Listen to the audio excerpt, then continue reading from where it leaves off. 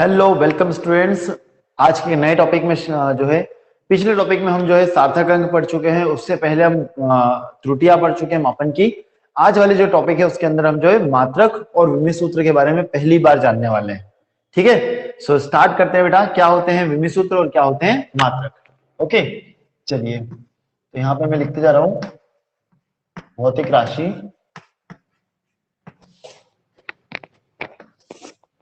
उनके मात्रक और विमीय सूत्र। ये हमारे बेटा आज के टॉपिक है। ठीक है, कि हमारे को ये सब चीजें पता होना चाहिए। भौतिक राशियां क्या होती है, उनके मात्रक क्या होते हैं और उनके विमीय सूत्र क्या होते हैं। चलिए, लास्ट टाइम मैंने आपको एक बात बताई थी, आपको सभी को याद होगा कि जो मात्रक होते हैं वो एक सरनेम की तरह होते हैं किसी भौतिक राशि का। मतलब जिससे उनको जाना जाता है, जिससे उसको रिप्रेजेंट किया जाता है, उसे क्या कहते हैं अपन? मात्रक कहते हैं। सभी को याद है अच्छे से, है ना, कि मात्रक क्या होते हैं? किसी भी भौतिक राशि में उसके सरनेम की तरह होते हैं, है ना। तो जैसे दूरी होगी तो काई में नापेंगे अपन। दूरी को बताएं जल्दी से। दूरी, किसी भी लंबी दूरी को हम काई में नापते हैं बेटा। कोई भी दूरी होगी, मान लो यहां से इस कमरे की दूरी बताना है मुझे, अगर इस कमरे की दूरी अगर मुझे बताना है तो काई में नापेंगे। सोचिए, यहां से इस पॉइंट से उस पॉइंट तक की दूरी को काई में नापेंगे बेटा अपन। दूरी है, क्या उसको अपन किलोग्राम में नापेंगे? क्या उसको अपन सेकंड में नापेंगे? बताएं। या उसे मीटर में नापेंगे? किलोमीटर में? छोटी दूरी को बेटा, छोटी दूरी को मीटर में नाप सकते हैं अपन, है ना, मीटर में नापेंगे। सही है। किलोमीटर में हम बड़ी दूरी को नापते हैं बेटा। ठीक है, चलिए सभी को क्लियर अच्छे से। तो कोई भी जो दूरी होती है, जैसे अब अपन यहाँ पे बात करते हैं, टॉपिक ही ले लेते हैं। ठीक है, चलिए मान लो सपोज करो हमको कोई दूरी नापना है। ठीक है, मैंने पूछा, आप कोई पड़ोस में रहता है, स्कूल के पास में रहता है, तो उससे पूछा कि तेरा घर कहाँ पे है? तो उसने कहा कि सर मेरा घर जो है वो 500 किलोग्राम दूरी पर है। क्या ये बात सही होगी? उसका घर 500 किलोग्राम दूरी पर हो सकता है क्या? बिल्कुल भी नहीं हो सकता बेटा, है ना। उसका घर कहां होगा बेटा? 500 मीटर पे होगा, है कि नहीं? है ना। तो यहाँ पे जो किलोग्राम लिखने से क्या हुआ, पूरा कॉन्सेप्ट ही बदल गया। भैया चीज समझ में नहीं आई, है ना। तो हमें यहाँ पे उसका जो है मात्रक, सही मात्रक लिखना बहुत ज्यादा जरूरी है। ठीक है, मैंने किसी से पूछा भैया तुम्हारा वजन कितना है? मान लो मैंने आपसे पूछा, किसी बच्चे से पूछा जिसे मान लो वेदिका है, वेदिका से पूछा कि बेटा आपका वजन कितना है? तो उसने कहा कि सेकंड है। क्या ये बात सही है? क्या हो सकता है क्या 40 सेकंड वजन? किसी का वजन आपने सुना 40 सेकंड? नहीं हो सकता। कितना होता है बेटा? 40 केजी हो सकता है ना।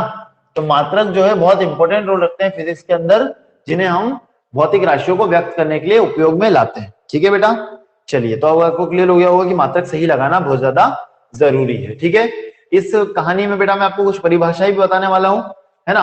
आज हम 5 मूल राशियां और उनके मात्रकों की बात करेंगे। ठीक है, 5 मूल राशियां और उनके मात्रकों की बात करने वाले हैं। ठीक है, चलिए विमीय सूत्र क्या होता है, चलो देखें, एक एक करके करते हैं तो समझते आएंगे। देखिए सबसे पहले दूरी। दूरी या विस्थापन, दो लोग होते हैं बेटा, दूरी या विस्थापन। अब ये कहाँ पढ़ा हुआ है? तो ये आपका 9th में पढ़ा हुआ है, 9वीं में अपन पढ़ा था दूरी या विस्थापन। ठीक है, सभी को याद होगा बेटा, क्या पढ़ा था बेटा? दूरी या विस्थापन, है ना। ठीक है, तो दूरी जो है कुल तय किए गए पथ की लंबाई को बोलते हैं। दूरी के लिए हम क्या कहेंगे? परिभाषा आप जो है बाद में वीडियो रिकॉर्ड होने के बाद, मतलब उसको जो है पोस्ट करके लिख लीजिएगा। ठीक है, कुल तय किए गए पथ की लंबाई को दूरी कहते हैं। एक एक परिभाषा आपको याद होनी चाहिए। कुल तय किए गए पथ की लंबाई को दूरी कहते हैं। किसी वस्तु द्वारा कुल तय किए गए पथ की लंबाई को दूरी कहते हैं। ठीक है, विस्थापन क्या होता है बेटा? तो विस्थापन होता है प्रथम बिंदु तथा अंतिम बिंदु, प्रथम बिंदु तथा अंतिम बिंदु के बीच की न्यूनतम दूरी को, न्यूनतम दूरी को विस्थापन कहते हैं। ठीक है बेटा, ये आप नोट कर लीजिएगा बाद में, है ना। दूरी की परिभाषा, वस्तु, किसी वस्तु द्वारा या किसी व्यक्ति द्वारा कुल तय किए गए पथ की लंबाई को, कुल तय किए गए पथ की लंबाई को दूरी कहते हैं। और विस्थापन किसे कहते हैं बेटा? एक बिंदु और दूसरे बिंदु के बीच की न्यूनतम दूरी को हम कहते हैं विस्थापन। ठीक है, चलिए एग्जांपल लेते हैं बेटा, है ना। मान लो अपना जो है कोई भी एक का नाम ले लेते हैं अपन, यहाँ पे अपनी क्लास में से किसी का भी नाम ले लेते हैं। चलिए कोई दिख जाए अच्छा सा बच्चा, चलिए कमलेश का ले लेते हैं बेटा। ओके, कमलेश अपने घर से निकला, है ना। घर से जब निकल रहा था तो इसके जो पिताजी थे वो इसके साथ में थे, है ना, घर पे। तो अभी ये स्कूल जाने के लिए निकल रहा था, तो पापा ने इसको कहा कि स्कूल जाएगा या नहीं जाएगा बेटा? तो इसने कहा हाँ सही सर जाऊंगा स्कूल में। ठीक है, तो यहाँ से लेकिन जो है ये पापा चले गए ऑफिस और ये चले गया स्कूल। ठीक है, कितने किलोमीटर बेटा? 2 किलोमीटर दूर स्कूल पहुंच गया। ठीक है, अब स्कूल पहुंचने के बाद इसने सोचा कि चलो ठीक है मैं बाजार भी चले जाऊं, बाजार से थोड़ा मुझे सामान लाना है ना। बाजार चले गया। बाजार कितने किलोमीटर था बेटा? यहाँ से 1 किलोमीटर, यहाँ से यहाँ। ओके, मार्केट चले गया। मार्केट से इसने सोचा कि यार चलो एक काम करता हूँ, थोड़ा जा रहा हूँ घर, तो दोस्तों से मिलते हुए चले जाऊँ, तो फ्रेंड के घर चले गया, है ना। फ्रेंड के घर गया, कितने किलोमीटर? 2 किलोमीटर।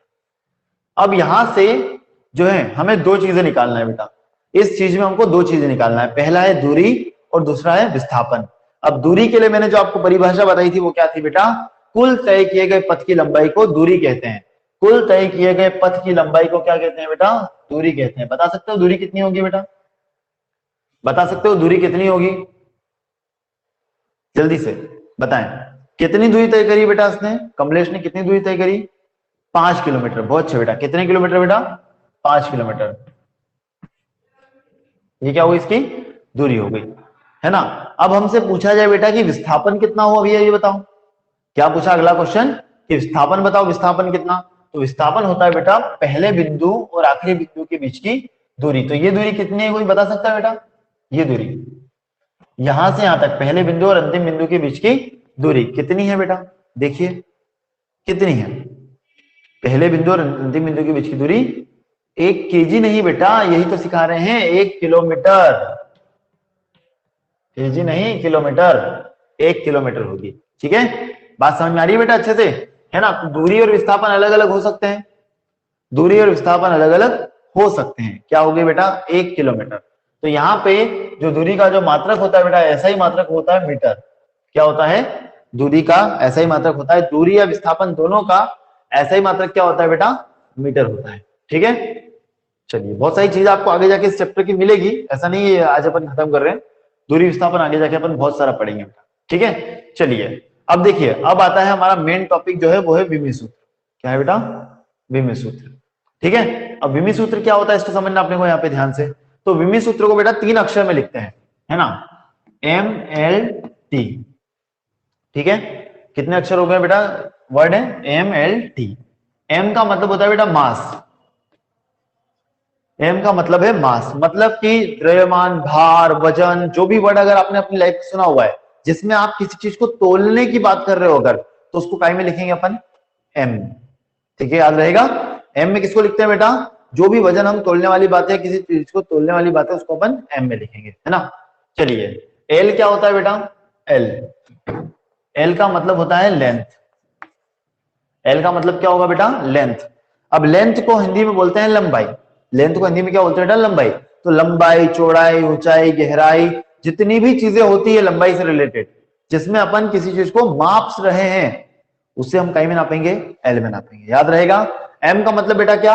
द्रव्यमान, भार, वजन, है ना, उसे हम क्या कहेंगे? एम बोलेंगे। और एल किसको बोलेंगे बेटा? लंबाई, चौड़ाई, ऊंचाई, गहराई, जितनी भी सब आएगी चीजें उसको अपन एल में लिखेंगे।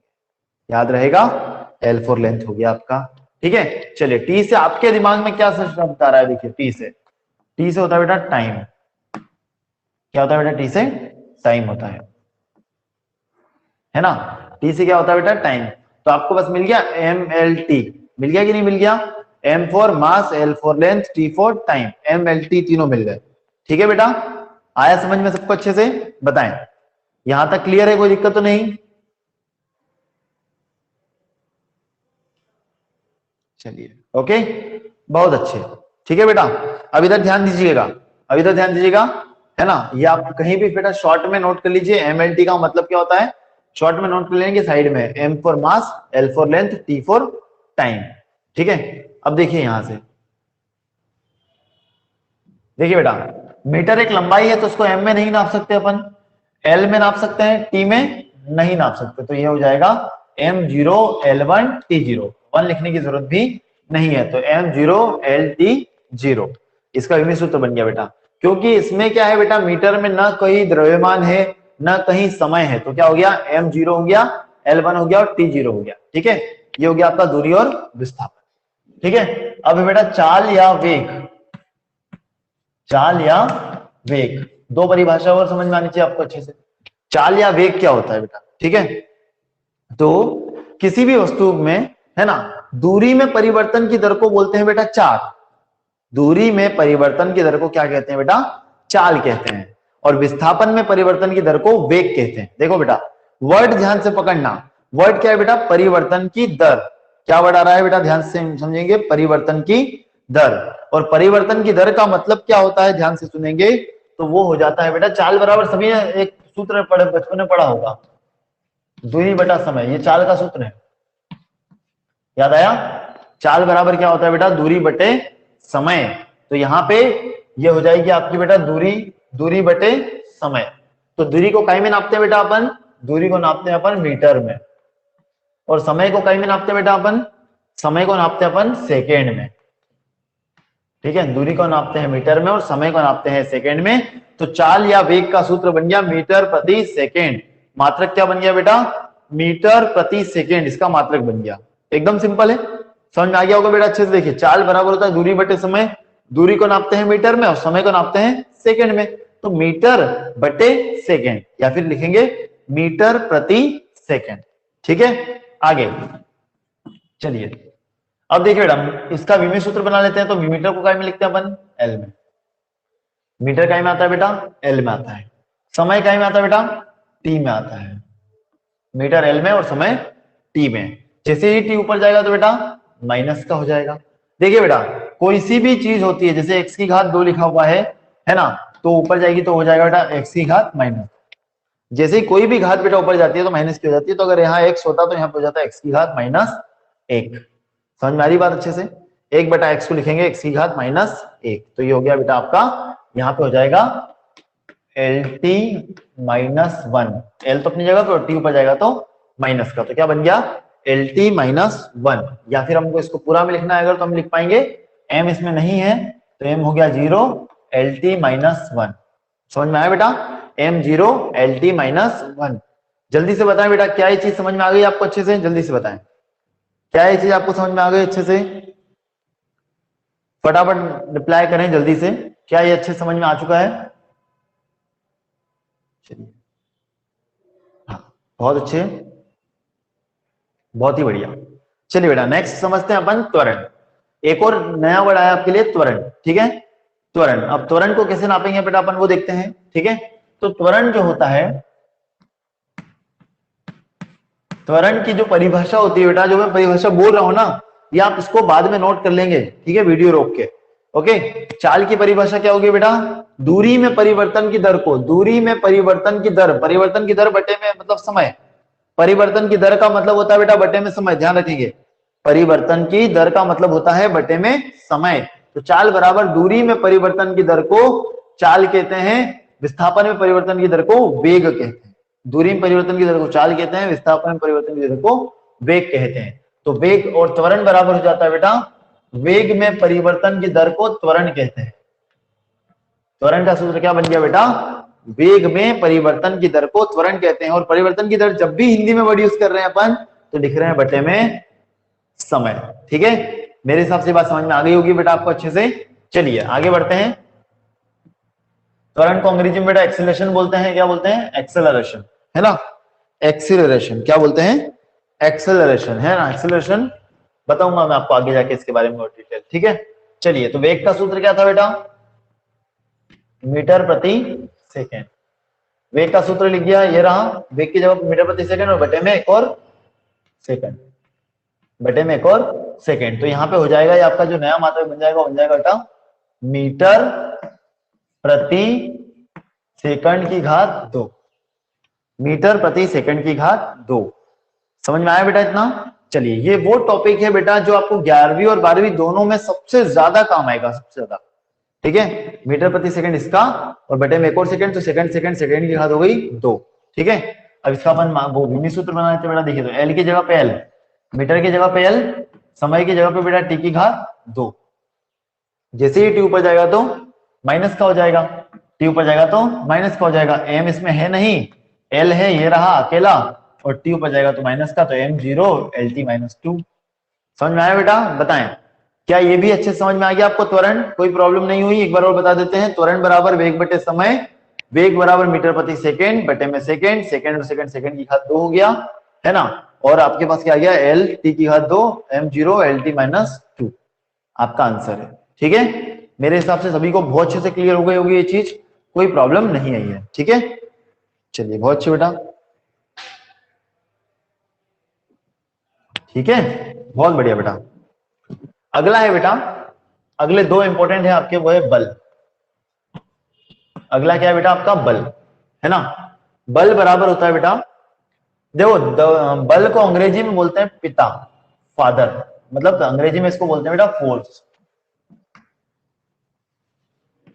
बल को अंग्रेजी में क्या कहा जाता है बेटा, फोर्स ही कहा जाता है। मेरे हिसाब से ये लाइन आपको पता होगी कि बल को अगर कोई ताकत लगाता है तो उसको बोलते हैं फोर्स लगाना। तो बल को अंग्रेजी में कहा जाता है बेटा फोर्स, इंग्लिश में कहा जाता है फोर्स। और ये जो हो जाता है, इसका सूत्र बन जाता है नया, वो बन जाता है बेटा, है ना, एफ। एफ बराबर एम ए, क्या बन जाता है बेटा, एफ बराबर एम ए। यहां पे जो सूत्र बन रहा है बेटा, इस सूत्र को मैंने नाम दिया है बहुत प्यारा सा, फादर बराबर माँ, पिताजी बराबर माताजी, एफ बराबर एम ए। अगर आपके पिताजी और माताजी आपके लिए बराबर है या नहीं, बताओ जल्दी से, है ना। आपके लिए आपके पिताजी और बराबर माताजी बराबर है या नहीं है? एफ बराबर एम ए सभी के लिए है या नहीं है ना। कोई ऐसा तो नहीं है, देखो कई बार आप क्या करो, मान लो, है ना, लड़कों की बात कर रहा हूं, कोई भी लड़के की, है ना, लड़की पे पापा कभी हाथ नहीं उठाते, लड़के की बात कर रहे हैं अपन। ठीक है, अब क्या हुआ बेटा, एक लड़का है ना, वो मम्मी और पापा सामने खड़े थे, उसने क्या करा, मम्मी के पैर छुए और पापा को देख के चले गया, है ना। तो पापा ने क्या करा, एक गुजिया खींच के हटाओ, है ना, पैर नहीं छुएगा मेरे, बोलेंगे कि नहीं बोलेंगे, बोलेंगे ना। ठीक है, तो वही बात है बेटा यहाँ पे कि पिताजी और माताजी बराबर है F is equal to M A. ठीक है बेटा, याद रखना है अच्छे से, है ना। ठीक है, चलिए आगे काम आएगा आपको। ओके, चलिए, बल का जो ऐसा ही मात्रक होता है बेटा, वो होता है न्यूटन। क्या होता है बेटा, न्यूटन। बल का ऐसा ही मात्रक याद रखना है, बल का ऐसा ही मात्रक होता है न्यूटन। बोलो मेरे साथ, बल का ऐसा ही मात्रक होता है न्यूटन। बोलो, बल का ऐसा ही मात्रक होता है न्यूटन। क्या होता है, न्यूटन। बोलो एक बार, बल का ऐसा ही मात्रक होता है न्यूटन। ठीक है, दिमाग में बिठ जाना चाहिए बेटा ये बात, 12वीं तक काम आएगी, समझ गए। चलिए आगे देखते हैं। देखिए बेटा, अब इस सूत्र से अपन इसका एक और जो है मात्रक बना लेते हैं। तो द्रव्यमान का क्या होता है बेटा, किलोग्राम। द्रव्यमान का क्या होता है बेटा, किलोग्राम होता है। और त्वरण का क्या होता है, ये रहा, मीटर प्रति सेकेंड की घात 2। बल का क्या, द्रव्यमान का क्या होता है बेटा, देखो m का मतलब द्रव्यमान, द्रव्यमान का क्या, किलोग्राम, है ना। और त्वरण का ये रहा, मीटर प्रति सेकंड की घात 2। तो ये बन गया आपका किलोग्राम गुणित, ये वाला बेटा आता है एग्जाम में तो बहुत टफ लगता है बच्चों को, है ना, तो यार अच्छे से आना चाहिए, किलोग्राम गुणित मीटर प्रति सेकंड की घात 2। अब इसका विमेय सूत्र बना लेते हैं। देखिए बेटा, तो किलोग्राम को अपन क्या लिख सकते हैं, m लिख सकते हैं। मीटर को अपन क्या लिख सकते हैं बेटा, l लिख सकते हैं। बटे में क्या है बेटा, t है, t की घात कितनी है, 2 है। ये ऊपर जाएगा तो बेटा माइनस का, तो ये आपका आंसर आ जाएगा mlt माइनस 2। क्या आ जाएगा, mlt माइनस 2, mlt माइनस 2। आया समझ में बेटा बल। मेरे साथ से बल भी क्लियर हो गया बेटा सभी को, अगर क्लियर हो गया तो जल्दी से लिख दीजिए यस। ओके, बहुत अच्छे बेटा, है ना। अब नेक्स्ट है बेटा, लास्ट जो है इसका, वो है कार्य। ठीक है, कार्य क्या होता है बेटा, ठीक है। तो देखिए, कार्य जो है क्या होता है, एक धक्का या खिंचाव है ना। कार्य मतलब क्या कर सकते हैं, यदि हम किसी वस्तु पे बल लगाते हैं तो उसकी जो है स्थिति में परिवर्तन हो जाता है। जब हम किसी वस्तु पर बल लगाते हैं, मतलब कि ताकत लगाते हैं, तो उसकी स्थिति में परिवर्तन हो जाता है। वो कैसे हो सकता है, सोचिए बेटा ध्यान से। ये डस्टर जो है अभी यहाँ है, इसको ताकत लगा के मैं यहां पहुंचा सकता हूं, वरना अभी यहां है, वापस से यहां बल लगाया, स्थिति में परिवर्तन हो गया। बल लगाया, स्थिति में परिवर्तन हो गया, ऐसे हम क्या कहेंगे, कार्य। ठीक है, क्या बोलेंगे, कार्य। यदि हम किसी वस्तु पर बल लगाते हैं तो उसकी स्थिति में परिवर्तन होता है, तो कार्य का होना माना जाता है।